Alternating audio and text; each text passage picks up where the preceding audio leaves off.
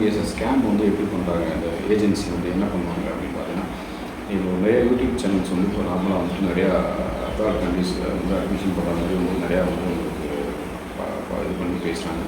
So students வந்து ஏமாந்து போய் லாக் ஆகிருக்காங்க.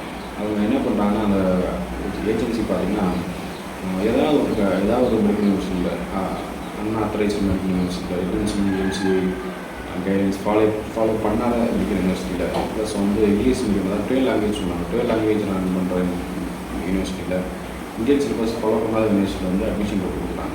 ஸோ அவங்களுக்கு இப்போ வந்து எப்படின்னா, இப்போ ப்ளஸ் டூ முடிச்சுன்னா அவங்க எந்த நாலேஜும் அந்த இருக்குது அப்ராட் எம்பிபிஎஸ் அப்ராட் போகிறோம் எம்பிபிஎஸ் படிக்க போகணும் மட்டும் அவங்க வந்து தெரியும். பட் எந்த யூனிவர்சிட்டியில் சேர போகிறாங்கன்னு அவங்களுக்கு தெரியாது. போனப்போ தான் அவங்களுக்கு வந்து எல்லா டீட்டெயில்ஸ் தெரியும். ஸோ நிறையா ஸ்டூடெண்ட்ஸ் பார்த்தீங்கன்னா அப்ராட் போயிட்டு ஏன்னா அந்த பிலிப்பைன்ஸ் நிறையா யூனிவர்சிட்டியில் பார்த்தீங்கன்னா நமக்கு அந்த அன்ஆத்தரைஸ் இருக்காங்க. அந்த அன்ஆத்தரைஸ் யூனிவர்சிட்டிஸ் தான் இருக்குது. இப்போது உங்களுக்கு ரஷ்யாலேயும் பார்த்தீங்கன்னா சில மெடிக்கல் யூனிவர்சிட்டி லோக்கல் லைசன்ஸ் எல்லாம் தான் இருக்காங்க. ஸோ அந்த மாதிரி யூனிவர்சிட்டி போய் நீங்கள் மாட்டிங்கன்னா உங்களுக்கு லைஃப் வேலையாகும்.